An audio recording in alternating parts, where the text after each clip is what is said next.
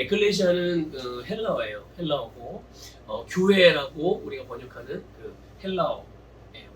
보통 우리가 교회가 무엇인가 이렇게 물어보면은 우리 교회 하면 보통 건물이나 십자가가 세워져 있고 또는 교회 이름이 간판이 세워져 있고 그래서 어떤 공간, 건물 이런 개념으로 우리가 교회를 일반적으로 생각을 해요. 근데 성경에서도 과연 그런 거를 교회라고 말했을까? 근데 사실 성경에서는 이제 그거는 나중에 되어지는 일들이고 먼저 교회라고 말씀했을 때는 바로 이 에클레시아라는 단어를 사용을 했어요. 근데 이 에클레시아라는 단어가 뭐냐면 무슨 의미냐면 그냥 그 단어의 그냥 그 원래 뜻은 그거예요. 직역하면 불러낸 자들의 모임. 그러니까 부름받은 자. 그러니까 만약에 제가 우리 태우가 부르면 태우가 저기 있다가 네 하고 목사님하고 일로 오잖아요. 이게 에클레시아인 거예요. 그러니까 부름받은 자. 그래서 이게 그러니까 불러낸 사람들, 부름받은 자들의 모임이라는 의미가 이 에클레시아고 신약성경에서 교회를 말할 때는 다 바로 이 에클레시아를 말하는 거예요. 그러니까 누가 불렀을까요? 네, 주님께서 우리를 부르신 거예요. 근데 그 부르심 안에는 굉장히 중요한 요소가 있죠. 뭐 일을 시키기 위해서 부르는 것, 뭐를 또 우리가 그렇잖아요. 누굴 부를 때 뭐 이유가 있어서 부르잖아요. 근데 주님이 우리를 부르시는 부르심은 좀 우리가 일반적으로 뭔가를 필요에 의해서 부르는 것하고는 좀 다르다는 거죠. 첫 번째 중요한 부르심은 우리를 구원하시기 위한 부르심이에요. 또 우리를 하나님의 자녀가 되게 하는 부르심. 또 우리에게 하나님의 일들을 함께 하고자 하는 사명으로의 부르심. 근데 사실은 이 사명이 우리의 그 인생의 목적과 연결되어 있어요. 그래서 모든 사람들이 자기 각자의 삶을 살아가지만 아마 자기 인생이 왜 사는지에 대한 질문에 대하여 정확한 답을 갖고 있는 사람은 많지 않을 거예요. 그게 뭐냐면 바로 인생에 자기가 살아가는 목적과 연관이 직결되는 거거든요. 근데 세상 사람은 자기가 왜 사는지 잘 몰라요. 물론 나름대로 의미는 부여해요. 근데 진짜 자기가 부여하는 의미 말고 진짜 내가 사람으로 이 세상에 태어나서 원래 내가 갖고 있는 그 부르심이 있잖아요. 목적이 있단 말이에요. 내가 왜 태어났는지. 본인이 의도해서 태어난 게 아니잖아요. 그것도 부모가 의도해서 태어났어요? 그것도 아니야. 물론 부모를 통해서 혈통적으로 태어나긴 했지만 부모가 우리의 키, 얼굴 생김새, 성격 이거 다 만들어가지고 내보낸 게 아니잖아요. 결국 이 모든 사람이 이 땅에 태어나는 것들이 바로 하나님의 창조의 역사인데 그 하나님께서는 절대로 한 사람 한 사람을 그냥 만들지 않았다는 말이에요. 이 세상에 그냥 보내지 않아요.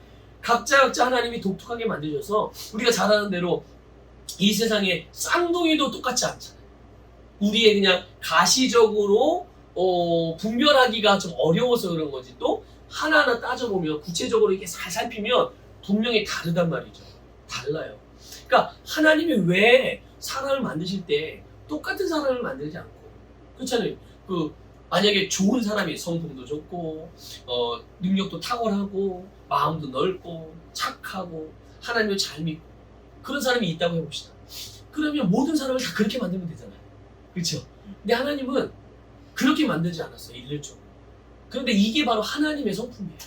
이게 하나님이 갖고 있는 하나님의 뭐랄까요? 속성이라고 그럴까요? 네. 하나님은 자유하신 분이고 자유로운 분이시고 그러나 분명한 것은 진리를 선택하는 능력이 항상 있으시기 때문에 하나님 100% 진리 가운데 거하시는 분이에요. 당신이 진리시니까. 근데 우리에게도 그렇게 살아가기를 원하셔서 진리신 예수님을 보내주셨단 말이죠. 그러니까 우리 각자를 부르실 때 우리가 하나님께서 우리를 주님께서 부르실 때 우리의 부르심 안에는 우리의 인생의 목적이 사실 담겨 있는 거예요. 우리의 영혼을 구원하고 이 땅에서 잘 먹고 잘 사는 거 중요하죠. 그런데 진짜 우리가 이 세상을 살아가면서 진짜 의미 있고 가치 있는 내가 이 땅에 태어나게 된 이유, 그 이유를 살게 하는 그 부르심, 그게 바로 에클레시아로 부르신 주님의 부르심이라는 것이죠. 그래서 예수님을 통해서 구원으로 부르시고 영생으로 부르시고 말씀, 능력, 자유, 제자로 여러 모양으로 우리를 부르셨고 그 부르심에 믿음으로 순종해서 응답해서 나온 그리스도인들, 그 사람들의 모임이 바로 교회다. 교회는 믿음의 사람들, 예수 그리스도와 성령으로 시작되었고 주님과 주님의 성령이 바로 사람들에게 부어져서 그들을 구원하시고 그 구원에 구원받은 자들이 모여서 예배하고 주님의 부름을 따르고 그러면서 시작된 것이 교회. 그 첫 번째 무리가 누구였죠? 그 첫 번째 무리 예수님이 불러서 처음 예수님과 함께 예배하고 예수님과 함께 다니면서 복음을 증거하고 능력의 삶을 살 수 있었던 그 첫 번째 모임이 어떤 모임이었을까요? 예, 예수님의 12제자였어요. 예, 예수님의 12제자. 그 첫 번째 무리가 이제 예수님과 3년 반 동안을 이제 예수님의 공생의 기간 동안 예수님이 그들 데리고 다니신 거죠. 그런데 여러분 이걸 보면요. 예수님은 그 제자들을 3년 반 훈련시켜서 평생을 써먹으셨어요. 다 어떻게 했을까요? 이 사도 바울 같은 경우도요. 길어야 2년에서 2년 반? 그게 이제 어디여서냐면 에베소의 그 두란노선. 거기서 말씀으로 양육을 하는데 이 양육받는 자들이 더 양육을 잘 받아서 온전하게 세워지는데 그 기간이 필요했던 거야. 그걸 제외하면 거의 다 대부분은 3개월에서 6개월. 교회를 이렇게 우리처럼 오늘 이거 쫙 개척을 해요. 설립을 해요. 그래서 이제 말씀을 나누고 또 한 사람 한 사람 우리 믿음의 완성 양육반 하는 것처럼 한 달 내지는 2달 양육을 해요. 양육을 하고 그럼 이제 양육을 받았잖아요. 이제 성령 충만하고 이제 하나님의 말씀 복음도 알고 그럼 어떻게 될까요? 사도 바울은 거기에서 리더를 세워서 그에게 안수하고 그를 그 교회 공동체의 리더로 세워놓고 다른 데로 또 가요. 그럼 여기서 어떤 일이 벌어져요? 담임 목사님 없어졌네. 사도 바울 목사님이 없어졌네 하고 혼란스러워하는 게 아니라 세워진 공동체에서 함께 마음을 모으고 주님의 인도하심을 따라 세워진 리더를 따라서 교회가 거기서 계속 하나님의 말씀이 선포되어지고 신앙생활이 계속 유지되어지고 그러면서 교회들이 계속 번성하는 역사들이 그래서 믿는 자의 수가 계속 더해지는 그런 역사들이 일어난 이게 바로 이 초대교회에서 일어났던 일들이고 이게 근데 초대교회에서는 어디서 시작됐냐면 가정에서 시작된 거예요. 가정. 좀 우리 이런 것처럼. 그래서 우리가 이제 지난번에 작년 이제 후반부에 우리 빌립보서를 말씀을 나눴잖아요. 그래서 이 빌립보 교회가 우리 이제 빌립보 지역의 번듯한 교회로 이제 자리 잡아서 우리는 이제 빌립보서를 그렇게 보고 있지만 사실 빌립보 교회의 시초, 유럽에서 최초로 세워진 교회란 말이에요. 그러니까 사실 여기는 정왕교회 최초로 세워진 교회는 아니죠. 우리 시행제자교회는 그렇지만 빌립보는 유럽에서 최초로 세워진 교회예요. 빌립보 교회는. 근데 그 최초로 세워진 교회가 어디에서 시작됐냐면 루디아라고 하는 자주장사, 비단장사. 그 사람의 집에서 시작된 거예요. 우리처럼 이렇게 거기에서 모여서 사도 바울과 예배드리고 말씀을 배우고 기도하고 거기서 복음을 증거 사람을 초청해서 복음을 나누고 그렇게 하면서 그런 일들이 일어나고 그게 점점 믿는 수가 더해지니까 이제 집에서 머물 수가 없고 교회는 그렇게 돼야 되는 거예요. 건물, 공간을 딱 만들고 사람들 오세요 이게 아니라 처음 개척 멤버들이 함께 모여서 이렇게 예배드리고 복음을 나누고 내 주변에 있는 지인들, 복음 필요한 사람들에게 나눠주고 그래서 그들로 예수를 믿게 해서 사람 수가 늘어서 더 이상 이 공간을 사용을 못해.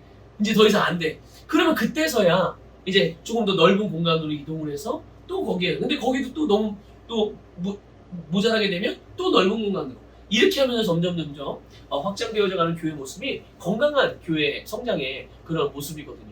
근데 어쨌든 교회는 이렇게 최초의 예수님의 제자들이 예수님과 3년 반 동안 그러니까 이게 사실 제일 길었던 일이죠.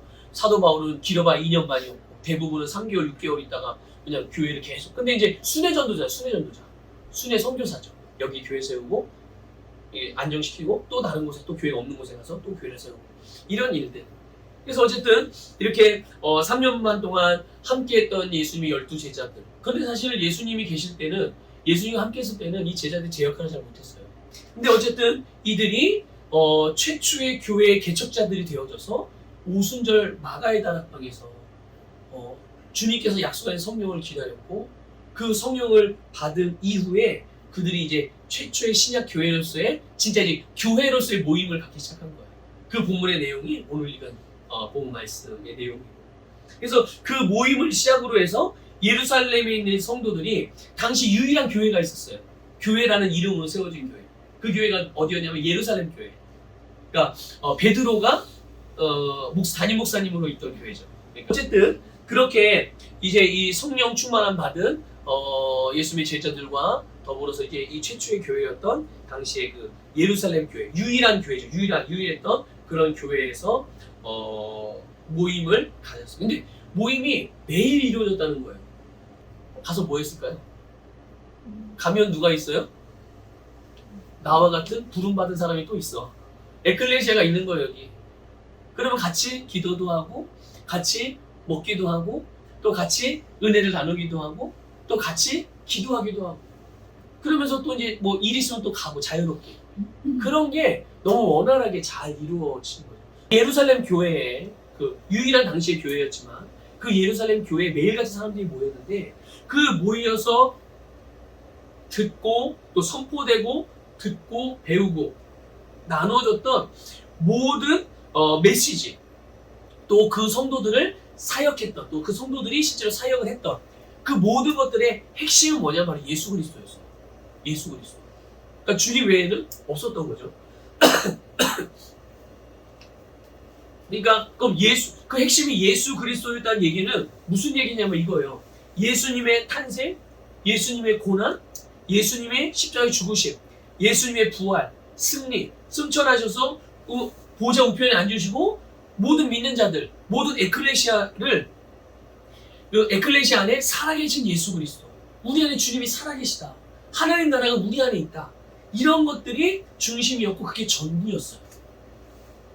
그래서 예루살렘 교회에 모였던 모든 성도들이 이 메시지, 이 복음을 듣고 복음의 사역을 통해서 구원을 받았을 뿐만 아니라 그들의 삶에도 예수님과 같은 또 사도들과 같은 영혼 구원 또 삶에서 어떤 그 성령의 능력을 통해서 예수님이 증명되는 일들이 계속 일어났던 거죠. 그러면 이들의 모임은 이 예루살렘 교회에서 모이고 다 흩어지고 끝났느냐? 그게 아니에요. 자, 예루살렘 교회에서 모였잖아요. 집으로 다 돌아가요. 집으로 돌아갈 때는 이들이 혼자 가는 게 아니에요. 혼자 가는 게 아니라 주님과 함께 가. 성령님과 함께 가.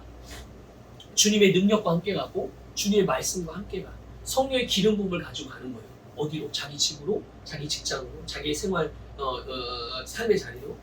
그래서 이제 가지고 사방으로 다 흩어지잖아요. 다 이제 흩어져 각자 집으로 이제 돌아가는데 그럼 각자 집으로 돌아가서 뭐 했을까요? 자기 또 가사를 돌보고 뭐 여러 가지 일도 했겠죠. 자, 그런데 그들은 집에 가서 또 모여. 집에 가서 또 모여요. 그러니까 예루살렘 교회에서 모인 게 아니라 집에 가서 또 모여. 누구랑? 자기 동네 사는 같은 믿음의 교회들, 에클레시아들이 또 모여. 물론 360일 매일같이 모여서 그러는 건 아니죠. 하지만 그 모임들, 우리가 셀을 가급적이면 우리 셀 모임을 집에서 하게 하는 이유가 바로 이런 거예요. 이런 이유가 있는 거예요. 뭐 교회에서 예배드리면 굳이 또 교회에서 뭐하러 또 예배를 드려요. 그죠? 그 종교생활 같은, 그러니까 어쩔 수 없이 드리는 예배, 그런 예배는 드릴 필요가 없는 거야. 하나님 받지도 않으시고. 네.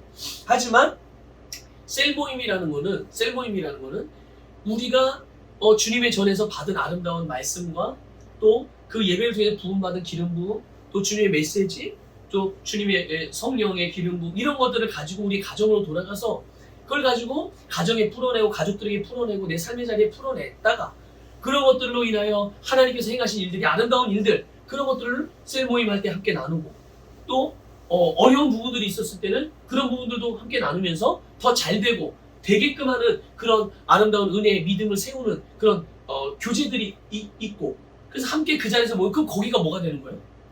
교회가 되는 거예요. 왜냐면 두세 사람이 주님의 이름으로 모였잖아요. 그리고 거기에 성령이 계시잖아요. 아까 말씀드렸죠. 교회는 예수 그리스도와 성령으로 시작돼요. 주님이 계시고 성령이 임하면 그게 교회예요. 그리고 믿음의 사람들이 모이고.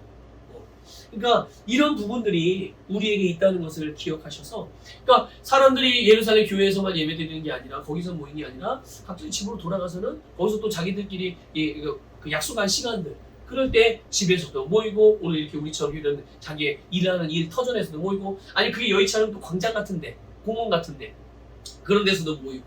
거기서 뭐 했을까요? 아까 말씀드린 거죠.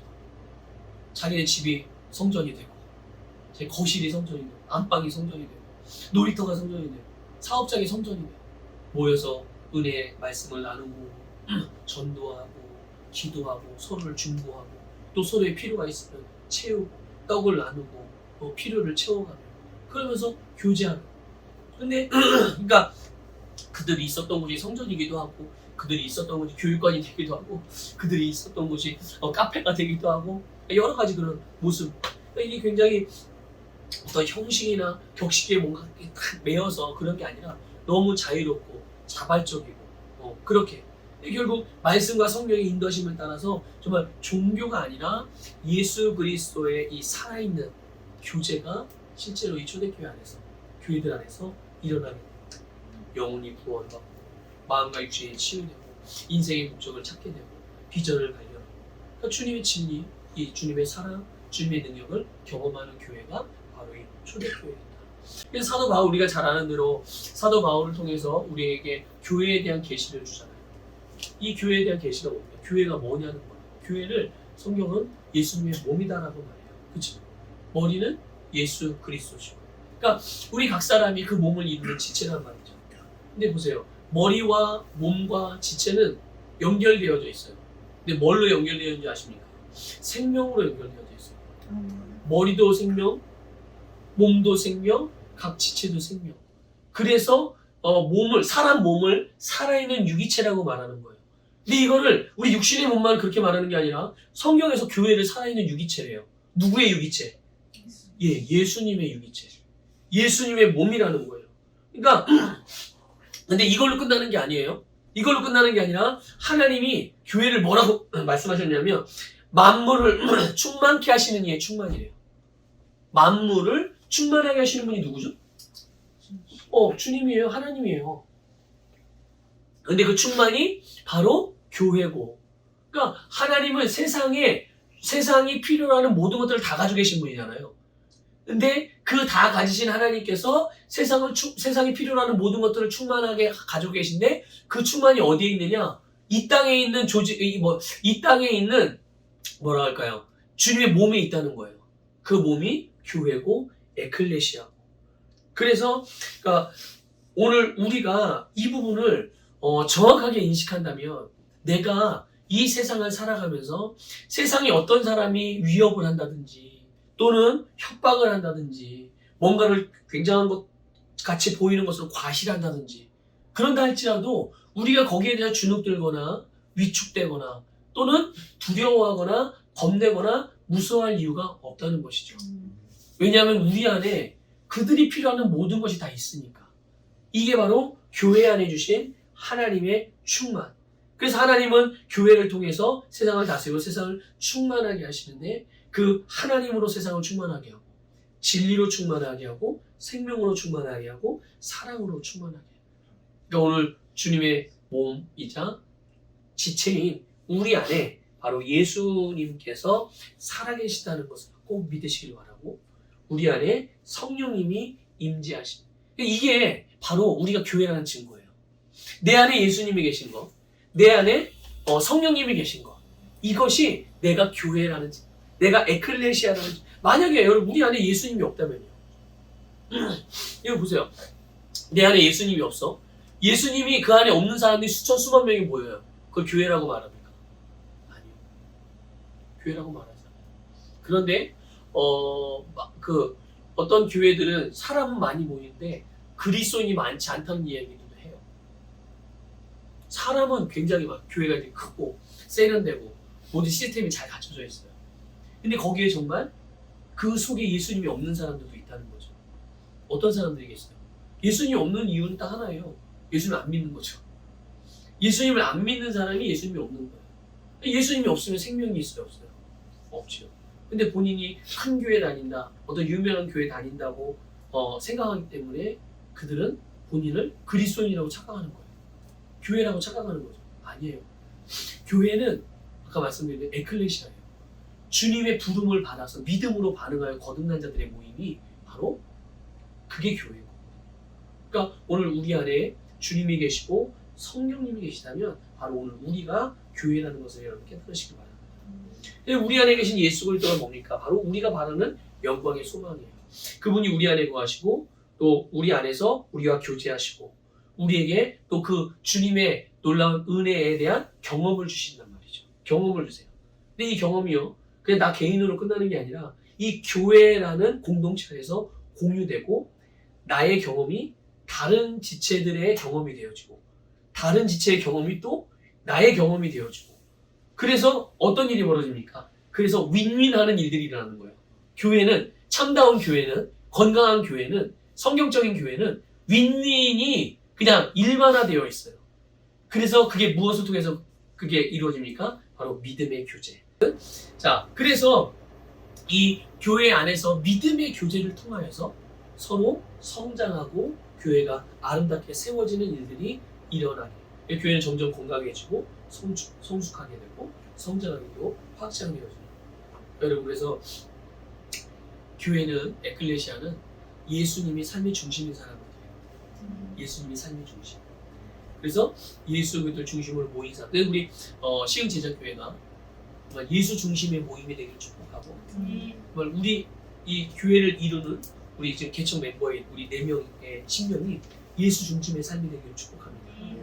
그래서 좀 속된 말로 이런 표현.